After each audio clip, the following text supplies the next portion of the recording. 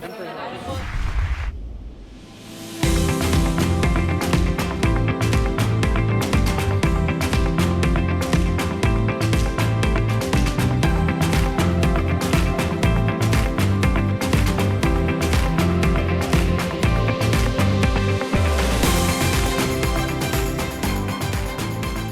días, bienvenidos y bienvenidas a nuestro seminario del grupo que se llama El Tribunal Supremo de los Estados Unidos y la presidencia de Donald Trump, por el profesor Víctor Ferreres.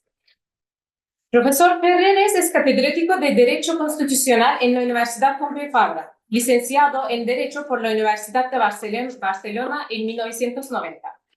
Obtuvo su maestría en 1992 y el doctorado en 1996 en Yale Law School. Su tesis doctoral fue reconocida con el Premio Francisco Tomás y Valiente en el año 1996, otorgado por el Tribunal Constitucional y el Centro de Estudios Políticos y Constitucionales. Ha ejercido como profesor de Derecho Constitucional en la Escuela Judicial y como visiting profesor en instituciones internacionales como la New York University School of Law y la University of Texas and Austin School of Law. Su investigación académica y docencia se centra en el ámbito del derecho constitucional. Profesor, le podemos escuchar. Muchas gracias. Una presentación como si fuera un profesor invitado. Gracias por estar aquí. Bueno, muchas gracias a todos los que habéis venido, sobre todo de otras áreas, porque siempre es un gusto que estas sesiones sean interdisciplinares. Y igual voy a decepcionar, no tengo ninguna clave interpretativa de lo que está pasando en Estados Unidos, ni qué va a pasar con Trump, ni nada. Tampoco voy a hacer ninguna ponencia, una ponencia articulada. Pero sí que estaba leyendo cosas que vale la pena poner en común y a ver si luego en el debate entre todos pues alcanzamos la verdad, ¿no? Simplemente compartir algunas ideas o información que he ido recogiendo en torno a las relaciones entre Donald Trump y el Tribunal Supremo de los Estados Unidos, tal como indica en título. Entonces, aquí hay muchas cosas que tratar, pero hay como cuatro bloques de temas, cuatro temas que he pensado que serían interesantes. El primero es, una primera gran elemento en el legado de Trump es haber conseguido que el Tribunal Supremo revocara Roe vs. Wade en materia de aborto. El primer tema. Segundo tema, las sentencias que ha dictado el Tribunal Supremo en torno a la responsabilidad penal de Trump. Una de ellas es especialmente preocupante, digamos. Luego, un tercer tema es el de la, crisis de legitimidad potencial de la Corte Suprema de Estados Unidos, con una composición, claramente con una mayoría, supermayoría conservadora, que quizá no se ajusta con la opinión pública del país. Y finalmente, casi como divertimento, una cuestión que últimamente se está empezando a debatir, es la posibilidad de una tercera presidencia de Trump. Solo tenemos un divertimento, pero tiene su interés, digamos, siempre. Bueno, empiezo por lo primero. Como todos sabemos, una de las promesas de Trump, del candidato Trump, durante las elecciones presidenciales de 2016, fue que él nombraría jueces que consiguieran revocar, cancelar el precedente Roe vs. Wade del año 1973, que es el precedente que consagra el derecho constitucional a la aborto. Bueno, la idea es que la Constitución Federal de los Estados Unidos protege implícitamente el derecho a la privacidad, y que ese derecho a la privacidad incluye el derecho de la mujer a decidir libremente si interrumpir o no su embarazo. Promete eso Trump y lo consigue, porque tiene la suerte de que durante su presidencia pues se producen 3 vacantes en la Corte Suprema. Y entonces, por nombrar 3 jueces, Gorsuch en el 17, Kavanaugh en el 18 y Barrett en el 20, que son claramente conservadores y que saben que Trump quiere que el precedente de Roe vs. Wade pues sea revocado. Y efectivamente, el 24 de junio de 2022, la Corte Suprema dicta la sentencia en el caso Dobbs y dice que fue un error en su momento en interpretar la Constitución americana de modo que se reconoce el derecho al aborto. La sentencia fue errónea, por tanto se revoca ese precedente y se afirma que la Constitución en definitiva es silente en el tema del aborto no tiene, digamos, ninguna cláusula en la que se pueda anclar un derecho a abortar y que, por lo tanto, los estados son libres de regular el tema como les parezca conveniente porque no tienen en la Constitución Federal ninguna barrera, digamos, que proteja el derecho al aborto. Entonces, esa sentencia, pues efectivamente, refleja la nueva composición de la Corte. 6 jueces, los 6 jueces conservadores, votan a favor de revocar Roe vs. Wade, y los 3 progresistas son los que hacen el voto disidente. Stephen Breyer, Elena Kagan y Sonia Sotomayor. Por cierto, que Joseph Biden solo logró hacer un nombramiento. Hay una diferencia, Trump hace 3, Biden hace 1. Y el que hace Biden es de uno que ya era progresista. Breyer es sustituido por Jackson. Entonces no cambia, digamos, la composición del tribunal, desde el punto de vista ideológico, porque Biden, insisto, hace un nombramiento, pero que no es de un progresista que ya existía. Digamos. Entonces, bueno, la situación es que se devuelve ahora a los estados el asunto del aborto. Entonces, como es importante puntualizar que cada estado es libre de organizar ahora la cuestión del aborto, pero también pueden, por ejemplo, los jueces estatales interpretar la Constitución estatal como protectora del derecho al aborto. O sea, Dobbs no impide que un juez estatal, el Tribunal Supremo estatal, interprete de manera más generosa cláusulas parecidas en la Constitución de ese estado y llegue a la conclusión de que hay un derecho. Bueno, tampoco nada impide que se haga una reforma constitucional en ese estado para que de manera expresa quede consagrado el derecho al aborto. Cuando la batalla está ahora en el terreno estatal. Bueno, eso es interesante porque en las últimas elecciones presidenciales, hace unos días, claro, el tema del aborto salió. Trump esgrimía como trofeo: he conseguido lo que muchos decían que era imposible, he conseguido que se revoque Roe vs. Wade. En el debate entre Harris y Trump, es la cuestión. También Harris, recordaros que intentó sostener que si ganaba Trump, se dictaría una ley federal que prohibiera el aborto. Y ante eso, Trump dijo: de ninguna manera, yo no estoy a favor de que haya una ley federal que prohíba el aborto. Yo lo que quiero es que esto sea resuelto en el plano estatal. Quien sí habló de hacer una legislación federal en materia de aborto, pero para permitir el aborto y consagrarlo como derecho, fue Biden. Que dijo: la respuesta a Dobbs tiene que ser pues, que el Congreso Federal dicte legislación que proteja el aborto y por lo tanto impida que los estados impresionen el derecho. Bueno, muchos comentaristas hacían, observadores de la vida política americana, hacían el pronóstico de que era imposible que Trump ganara las elecciones. Porque había una movilización de ciudadanos, digamos, preocupados por lo que el aborto, especialmente mujeres, que se decantarían por el candidato demócrata. Inicialmente Biden llegó por Kamala Harris. Y claro, esto no ha sido así.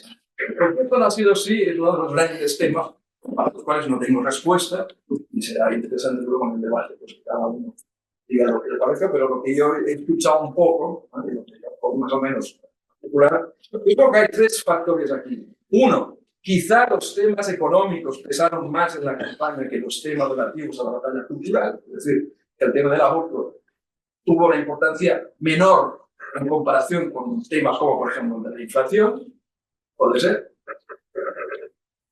Otra consideración que se ha hecho es, bueno, pues incluso en la batalla cultural, en la guerra cultural, quizá la movilización de las mujeres no fue a favor de los demócratas, fue débil porque en esa batalla cultural ha incidido el tema de las medidas que protegen los derechos de los transexuales. Es decir, Trump insistió mucho en la campaña que él está absolutamente en contra de que una persona biológicamente hombre, con la excusa de que es transexual, entonces interviene en competiciones deportivas femeninas. Dedicó mucho dinero a lanzar esta idea. Él está en contra de que los hombres vayan a las competiciones femeninas. Una cosa muy simple, muy simbólica, pero puso mucho dinero en esa idea. Y como todos sabemos, ¿no? Hay un debate en el interior del feminismo, por ejemplo, en torno a si hay un borrado de la mujer por una nueva filosofía, digamos, protectora de los transexuales. Y todo eso puede ser que haya sido un factor que haya, bueno, pues reducido un poco la capacidad movilizadora de las mujeres para poner el tema del aborto como primera cuestión y, por lo tanto, orientarse por el candidato. Y luego, el tercer factor es el siguiente. Quizá hay gente que ha dicho, bueno, aunque estemos a favor del derecho al aborto, de momento no se ha prohibido el aborto, simplemente se ha dejado en manos de los estados la decisión. Bueno, pues batallemos en el plano estatal para conseguir que haya leyes o incluso sentencias que vayan en la dirección correcta. Y en ese sentido es interesante que se han celebrado en el año 2024 muchos referéndums en muchos estados sobre el aborto. Y curiosamente, hay 4 estados que votaron a Trump en las elecciones presidenciales y que han celebrado referéndums sobre el aborto y ha ganado el sí al aborto. O sea, el mismo estado conservador, digamos, que ha votado a Trump, ha votado en un referéndum a favor del derecho al aborto. Son los estados de Missouri, Arizona, Montana y Nevada. Entonces, bueno, o sea, claro, existe esta posibilidad. Bueno, yo no voy a votar a Trump. Yo no voy a votar o sea, no voy a dejar de votar a Trump porque le castigo por el tema del aborto cuando tengo la puerta abierta de trabajar, digamos, por el tema del aborto en los órganos políticos estatales, incluso referéndum. Bueno, en todo caso, primer gran tema, ¿no? Será una de las grandes consecuencias del paso de Trump por la presidencia el haber revocado ese precedente que yo creo que nadie pensaba que nunca sería revocado. Se había discutido sobre la fragilidad de los fundamentos de Roe, pero nadie pensaba francamente que se podría ser cancelado y así. Y él lo considera un gran triunfo. Primero. Segundo tema, más técnico pero muy preocupante, digamos, que es el tema de la responsabilidad penal de Trump. Claro, como sabemos, Trump ha sido imputado en distintos procesos penales, estatales y federales. Y en el contexto de todos esos problemas judiciales que ha tenido, pues ha habido 2 pronunciamientos importantes de la Corte Suprema. El primero es el caso Anderson y el segundo es el caso Trump versus United States. Los 2 son casos desde el año 2024. El caso Anderson es menos interesante, bueno, no, interesante lo es, pero es, digamos, menos relevante.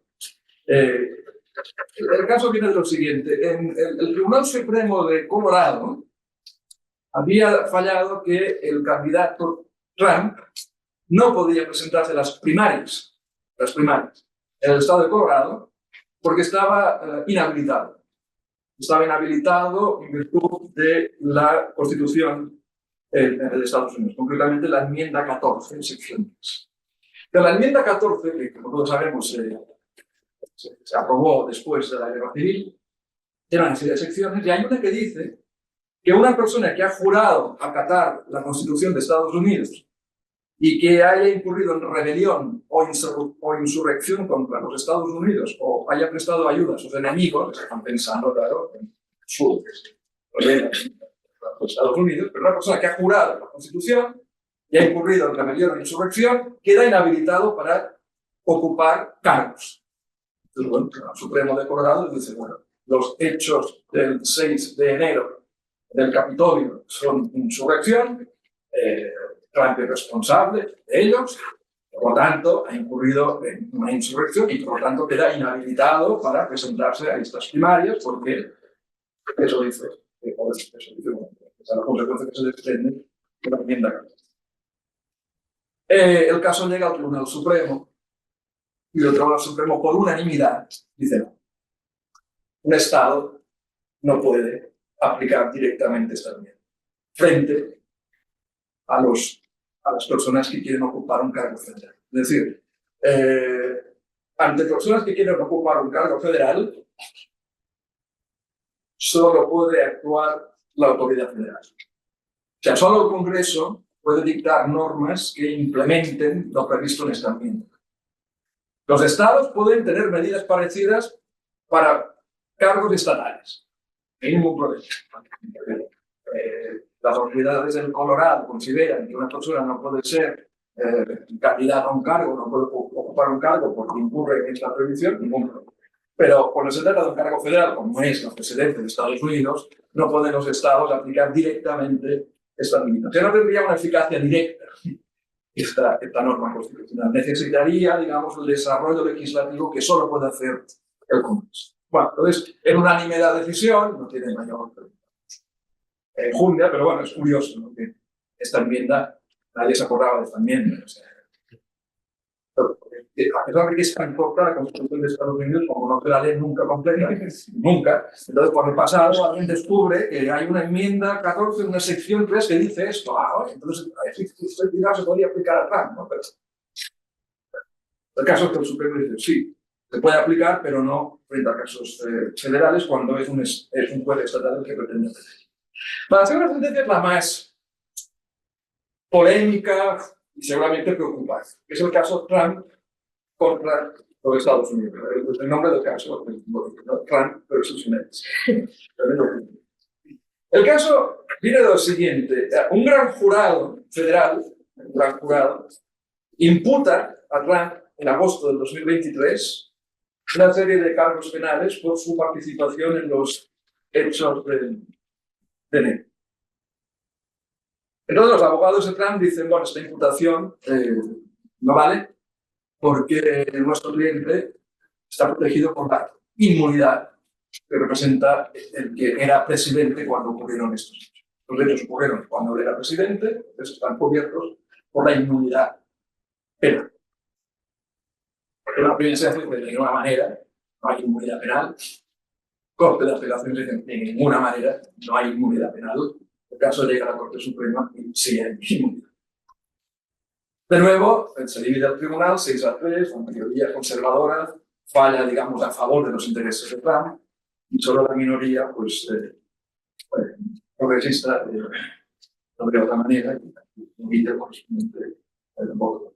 Entonces, voy a tratar de explicar un poco los argumentos de la mayoría y de la minoría y luego en el debate tenemos discutir. Todas con frecuencia para todo el planeta, es una sentencia como esa. No solamente para Estados Unidos, sino para la humanidad en su conjunto. La mayoría, vamos a empezar con las tesis de la mayoría. La mayoría parte de la base que, desde luego, por los actos de naturaleza privada, el presidente no goza de inmunidad. Todos los actos que realicen fuera de su esfera oficial, evidentemente, ahí no hay inmunidad. Es decir, que hay un ciudadano como cualquiera sujeto a la justicia ordinaria. Ahí no hay inmunidad. Pero, tratándose de actos oficiales, ahí sí opera la inmunidad. Entonces, el Tribunal Supremo hace cosas, la verdad, en fin, a mi juicio, como lector externo, no norteamericano, un poco raros. Primera distingue, bueno, los actos oficiales son de dos tipos. Hay actos oficiales que pertenecen, para entendernos, al núcleo de los poderes del presidente, respecto a los cuales el presidente tiene una autoridad conclusiva y preclusiva, bueno, definitiva. El núcleo, el corazón de los poderes del presidente. Y por ejemplo, el presidente indulta, el presidente nombra y cesa a ciertos cargos diversos. Entonces, bueno, en esos casos en los que el presidente está ejerciendo del corazón de sus poderes, ahí hay una inmunidad penal absoluta. Absoluta. O si me olvido una copia de página, el voto particular de Jackson dice curioso, o sea que si el presidente puede cesar al Attorney General, lo puede hacer envenenándole, ¿no? Se puede poner veneno y matar, una manera de cesar al Attorney General.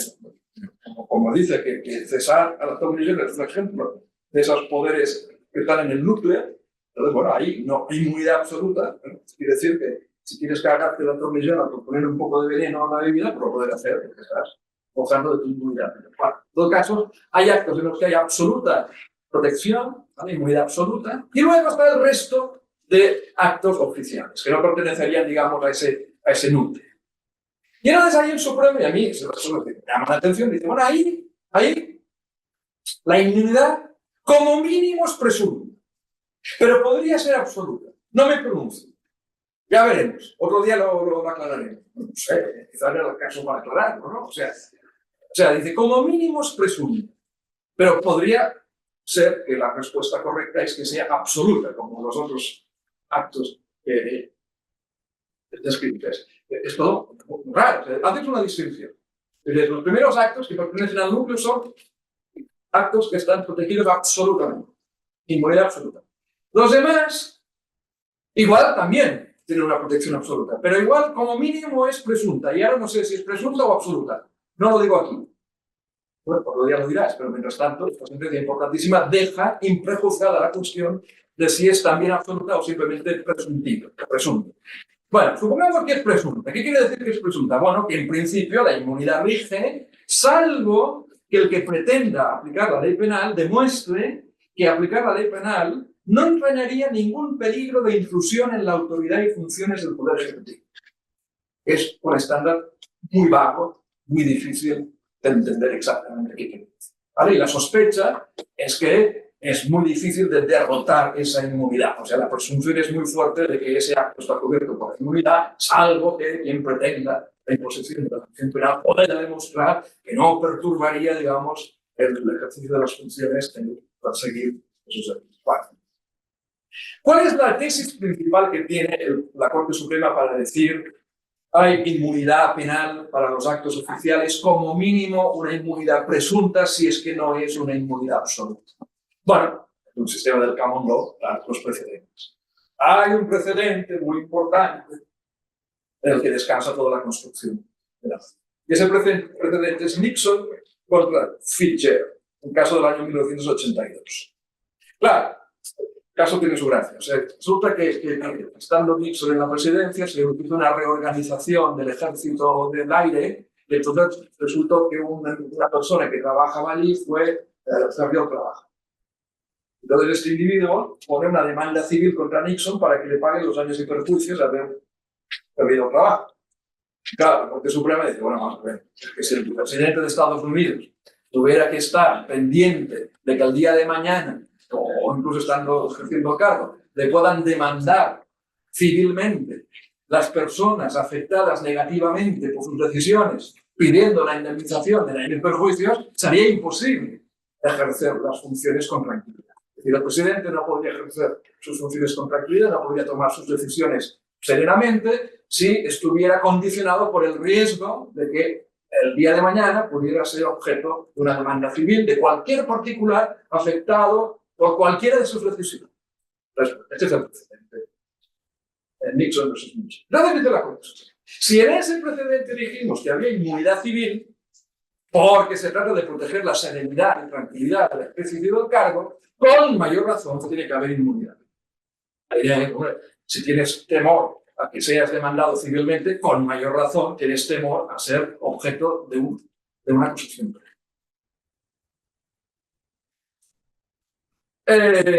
Después de, digamos, hacer un análisis más o menos superficial de los actos que se imputan a Trump, la Corte dice, bueno, ahora es función de la Corte de primera instancia aplicar mi doctrina y ver en cada caso si efectivamente aquel acto es oficial de la protección absoluta o de los de la protección como mínimo presuntiva y luego ver si se derrotan las presunciones, etc. Pero el tono con el que está tratando el asunto la Corte envía el mensaje de que va a ser muy difícil negar inmunidad penal a Trump.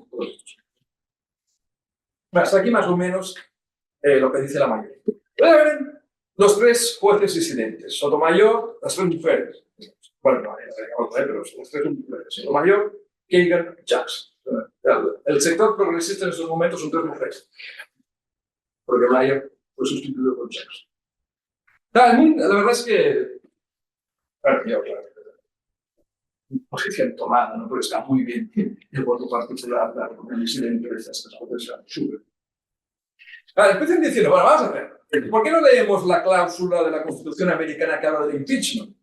¿No? Pues a ver, que hay el impeachment, ¿no? La Cámara de Representantes inicia el proceso de impeachment y el Senado hace de tribunal, digamos, que convicts, es decir, condena, ¿no? a la persona objeto del impeachment, incluido al presidente. Bueno, pues ¿qué dice la Constitución? Dice que la consecuencia del impeachment, es decir, si se aprueba el impeachment, si el Senado convicts a la persona impeachada, entonces la consecuencia es que pierde el cargo, pierde la posibilidad de acceder a cargos, inhabilitación. Dice, sin perjuicio de que será responsable penalmente de acuerdo con la ley. Es decir, la responsabilidad penal se mantiene abierta. Es simplemente un proceso de destitución política por un delito en que la, entre comillas, pena es simplemente perder el cargo, pero, claro, las consecuencias penales normales, ordinarias de la acción se pueden ventilar ante los tribunales de justicia. Esto dice expresamente la Constitución americana. El primer argumento. ¿Cómo se puede decir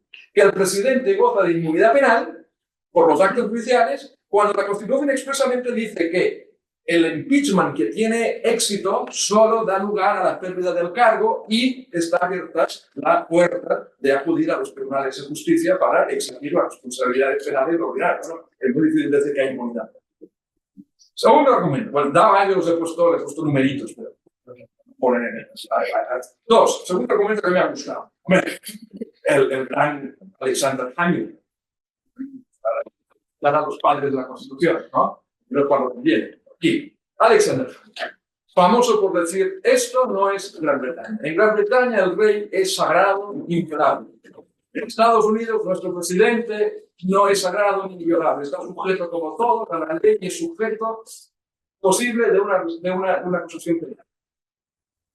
Pues el orgullo de haber fundado una democracia donde incluso el presidente está sujeto a las leyes penales que cualquier ciudadano, y eso destaca a Estados Unidos y lo distingue de la Gran Bretaña, todo eso, nos olvidamos de todo eso. Decimos ahora que el presidente de Estados Unidos es como un rey casi. Va en contra de las esencias, digamos, de la democracia americana, tal como Hamilton las vio. Tercer argumento. Bueno, y el Watergate. ¿Qué pasó con el Watergate? Pues que cuando Nixon dimitió, entonces se convirtió en presidente, el vicepresidente Gerald Ford, y Gerald Ford indultó a Nixon. Bueno, ¿por qué le indultó? Porque si no lo hubiera indultado, todo el mundo daba por sentado que podía ser pasible de un procedimiento penal contra él. O sea, se indulta a quien puede haber incurrido un delito, ¿no? Pues, todo el mundo daba por sentado que se indultaba a Nixon porque de otro modo se había podido tener que enfrentar a cargos penales. Claro, resulta que esto fue un error. O sea, no hacía falta indultar a Nixon. O seguramente no hacía tanta falta como parecía, porque con la nueva doctrina parecería que estaría cubierto por la inmunidad. Cuarto argumento. Bueno, ¿y los abogados de Trump? Claro, los abogados de Trump, yo creo que hubo un segundo impeachment. Es decir, cuando Trump, después de los hechos de enero, está todavía como presidente, pero a punto de que tome posesión Biden, se inicia un impeachment contra él por lo que ha ocurrido en enero. Y el Senado, por cierto, al final, la mayoría fue a favor de condenarlo. Pero se necesitan 2 tercios, y no se obtuvieron los 2 tercios. Pero ¿qué argumentario desplegaron los abogados de Trump? Dijeron, vamos a ver, esto no merece un impeachment, no merece que el Senado, digamos, condene a Trump. Pero esto no quiere decir que Trump esté por encima de la ley, porque evidentemente en cualquier momento se pueden formular cargos penales contra él ante los tribunales ordinarios. Es decir, los propios abogados de Trump, cuando defendían a Trump en el segundo impeachment, para evitar ese impeachment, destacaban el hecho de que luego las puertas de los tribunales ordinarios estaban abiertas. Ahora resulta que se cambia completamente el argumentario y ahora se sostiene que tiene inmunidad penal. Luego, cosa interesante ya más técnica, pero bonita a mi entender. El quinto argumento, digamos, del voto particular es sí, conocemos del precedente Fitzgerald. Sí, es verdad, dijimos que había inmunidad civil del presidente. Pero es que no tiene nada que ver la inmunidad civil del presidente con la penal. La mayoría dice, si concedimos la civil, con mayor razón hay que dar la penal. Y los disidentes dicen, no, tiene sentido dar la civil, pero no la penal. ¿Por qué? Porque hay diferencias relevantes entre la civil y la penal. Primera diferencia, la civil. Para la civil hay millones de personas que pueden poner una acción civil contra el presidente por los daños que le ha causado alguna decisión. Por tanto, el riesgo de verse inundado por demandas civiles es altísimo. Claro, en el caso penal tiene que existir el monopolio de la acción penal del Ministerio Fiscal, ¿no? El riesgo de cargos penales es mucho. Segundo, las garantías procesales son mucho más exigentes en materia penal que en civil. En materia penal, ¿no? Necesita el indictment, o sea, la imputación del gran jurado, que es un primer filtro. Que si no se supera ese filtro, pues ya, el caso ya no avanza. Esto no existe en materia civil. El estándar probatorio. Claro, se exige prueba que demuestre la culpabilidad del acusado más allá de toda duda razonable, bueno, esto no existe en materia civil. Es decir, existe una serie de garantías que hacen, digamos, más robusta la posición del presidente ante el riesgo de una acción penal en comparación con lo que ocurre cuando se trata de acciones civiles. Luego, sexto argumento, me parece muy interesante. Bueno, hasta ahora, ¿qué pensaban los presidentes de este país? Bueno, pensaban que no eran inmunes penalmente. ¿Y cómo han ejercido la presidencia? ¿Con timidez? No parece.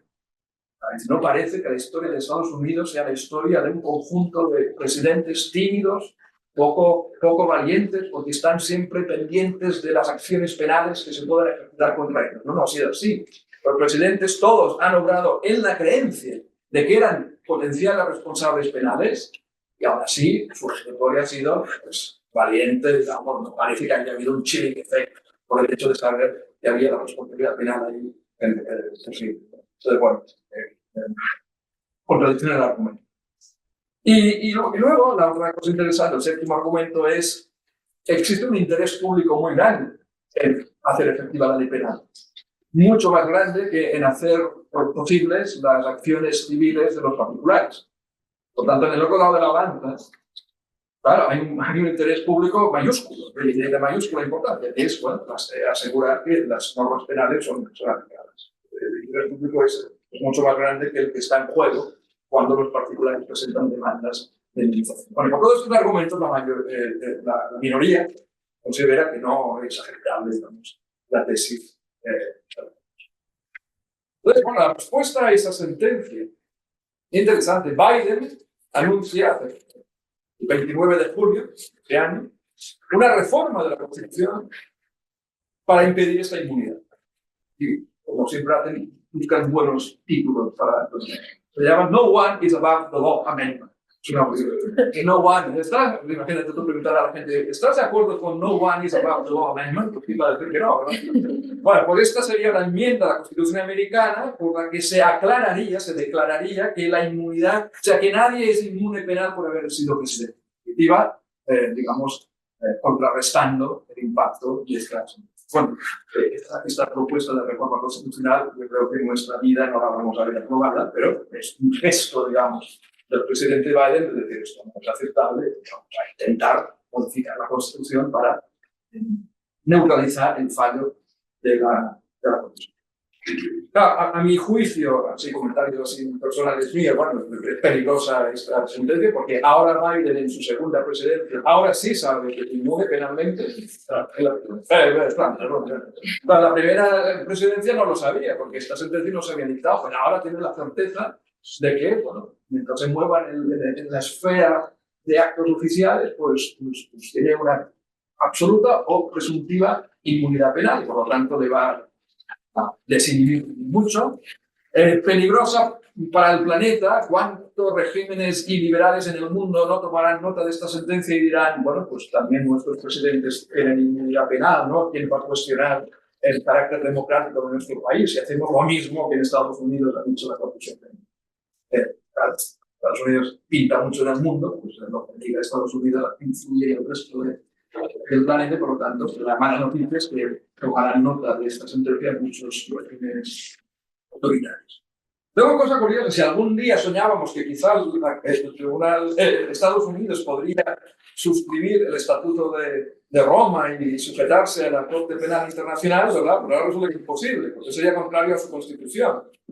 Salvo que modifique la Constitución, no podría Estados Unidos suscribir el Estatuto, porque el Estatuto, en el artículo 24, niega la inmunidad penal a los presidentes de gobierno del Estado. Por cierto, esto algún problema generó en el caso de España con la inviolabilidad del rey. Pero bueno, con el argumento de que el rey no ejerce poder y que enfrenta el acto a alguien, que sea alguien responsable, la cosa se más o menos superó. Pero claro, en el caso de Estados Unidos es evidente que si la Constitución interpretada por el Supremo implica la inmunidad penal del presidente, Estados Unidos no podría nunca suscribir el Estatuto de Roma. El artículo 24 del Estatuto es más claro que nada. Pero bueno, es un poco las consecuencias. Más brevemente, y así tenemos más tiempo para el debate, los dos otros temas que había anunciado. Uno, el predominio conservador del Tribunal Supremo. Claro, efectivamente, 6-3 Y como este hombre Trump tiene suerte, no hay que negarlo, pues igual alguna vacante más va a haber durante su segunda presidencia y los 6-3 se pueden convertir en 7-2. O sea, lo cual se va consolidando y ensanchando esa mayoría conservadora. Entonces, como todos sabemos, en la estructura del common law los precedentes son importantes. Y eso hay dos caras en esta moneda.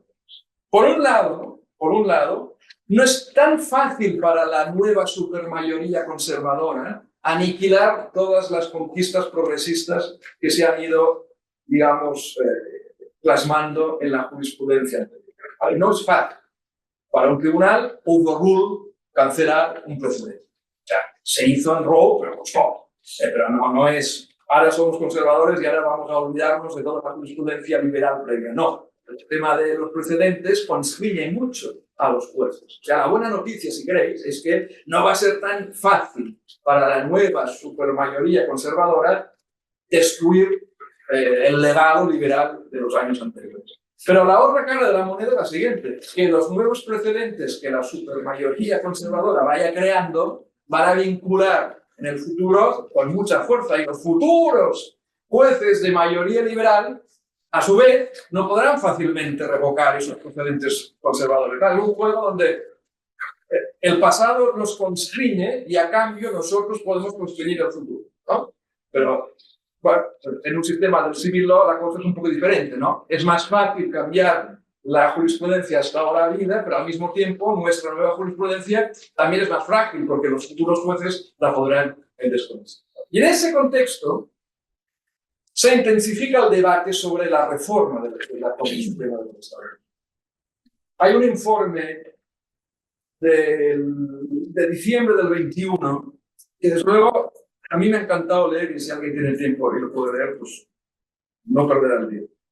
Es la Presidential Commission on the Supreme Court of the United States. Es un informe de unas 200 y pico de páginas dada a la Casa Blanca, de un conjunto de expertos de distinta, digamos, orientación ideológica, sobre, bueno, distintos problemas, distintas cuestiones, posibles reformas de la Corte Suprema de Estados Unidos. Por cierto, está muy bien explicada la historia de la Corte Suprema y te das cuenta que siempre han estado discutiendo reformas del Supremo. Pensamos que el Supremo siempre ha sido igual. Bueno, sí, ha sido igual en muchas cosas, pero debate sobre cómo, cuántos jueces y cómo nombrarlos y qué mayorías y qué se puede hacer cuando se invalida una ley y qué mayorías son necesarias para que la Corte Suprema pueda invalidar una ley. Hay miles de propuestas a lo largo de todos estos temas. Es muy rica la historia de Estados Unidos. Y todo esto está muy bien contado. Total, que una de las conclusiones de este informe, que no se moja mucho, pero una de las sugerencias que hace es, hombre, es muy raro Estados Unidos, es el único país prácticamente que tiene una Corte Suprema con jueces con cargo vitalicio. Entonces proponen que el mandato sea del 18 y que cada presidente pueda nombrar a 2. El presidente nominará a 2 con el consentimiento del Senado. Si vuelve a ser elegido, 2 más. Para que un presidente que esté en 2 términos tendrá 4 jueces que han sido nombrados. La idea es regularizar el ritmo de la renovación de la Corte Suprema. Lo que no puede ser es que todo dependa del accidente. Mira, Trump 3 y Biden 1. Y resulta que Obama, la suma de Obama, Carter, Clinton y no sé qué más, apenas. Por accidentes. No, vamos a regularizar eso. Si cada presidente puede nombrar a 2, Y poco el reparto. Se mueren 3. No, todo eso está previsto. Los informes. Entonces, no, también está previsto esto como entra en vigor. Porque la otra cosa es, bueno, ¿y cómo entra en vigor eso? ¿Ya? Exacto. Pues entra en vigor. Entonces, no, el más viejo.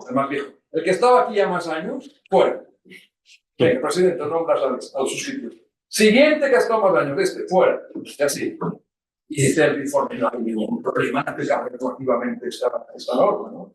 Digo, es interesante porque Polonia un día dejó ¿cómo? Aplicar retroactivamente un cambio en la composición del tribunal, ¿no? Pero ellos sí lo hacen por reforma constitucional, consideran que no hay nadie más arriba, ¿verdad?, que les pueda decir nada y consideran además que es perfectamente legítimo que quien había sido nombrado con la idea de que estaría ahí hasta la muerte, pues bueno, no esté ahí hasta la muerte, que esté ahí menos tiempo de lo previsto porque ha habido una reforma constitucional. El caso es interesante. Y Biden, también en julio del 2024, hizo formalmente una declaración de que él proponía una reforma de la Constitución de Estados Unidos para que la Corte Suprema, sus miembros, tuvieran su cargo solo durante 18 años.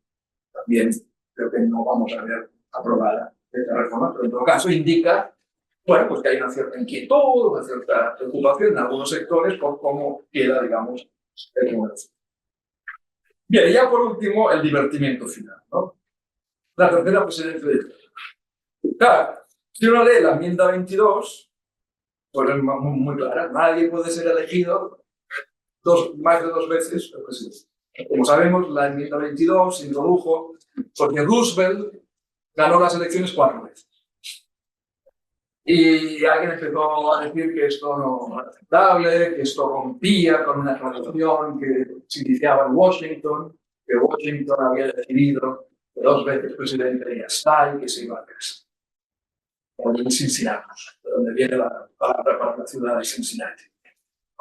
Entonces, como si Washington, que había ganado las elecciones las veces que quería, ¿no? Decidió que después de 2 presidentes que poca irse a casa, como era posible que Roosevelt, ¿no? Pues se hubiera presentado pues, más veces. Entonces, bueno, situaciones muy extraordinarias, la crisis del 29, la guerra y tal. Bueno, pero total que se decidió que no era conveniente eso y que había que poner un límite. Entonces, la enmienda 22, que se aprueba en el año 1951, establece esto, que nadie puede ser elegido más de 2 veces. Sí. Entonces, en plan de broma, Trump el otro día dijo que, bueno, que él está pensando, quizá, ¿no? Que si es muy bueno, por tercera vez presidente, que something will be worked out.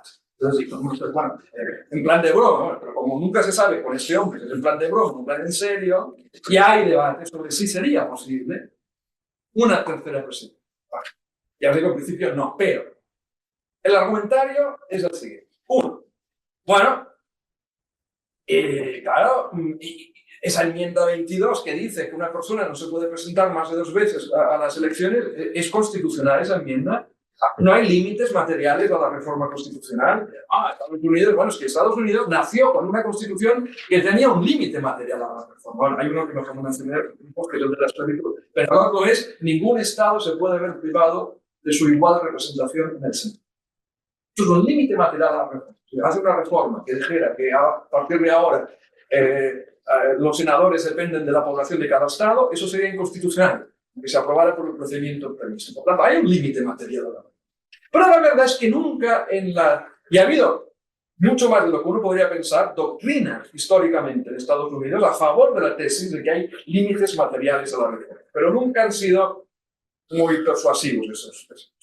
Con lo cual, digamos que en el estado de la cuestión actual hay un consenso, digamos, en que en Estados Unidos no hay límites materiales a la reforma más allá de lo que he dicho sobre eso. Entonces, bueno, si esto es así, sería muy raro que una Corte Suprema, por muy conservadora que fuera, dijera, el señor Trump se puede presentar porque la enmienda 22 no la podemos aplicar porque va contra el principio democrático. Sería too much, incluso para esos jueces, digamos, conservadores tranquilos. Pero, desde luego, en Europa no sería descabellado, ¿verdad?, que un tribunal constitucional dijera esta reforma constitucional no vale porque choca con un principio intangible básico. Segunda estrategia interpretativa. Ahora vamos a ver, ¿por qué se prohíbe 2 veces ser elegido presidente? Hombre, porque claro, si la persona acumula poder durante 2 mandatos, ese poder empieza a ser peligroso. ¿Vale? Por lo tanto, estamos pensando en 2 presidencias consecutivas. Pero claro, Trump no tiene dos presidentes consecutivos, porque en realidad ha habido la presidencia de Biden. Luego, una lectura, digamos, teleológicamente orientada del texto podría llevar a sostener que si no son consecutivas las presidencias, se pone el contador a 0 cada vez.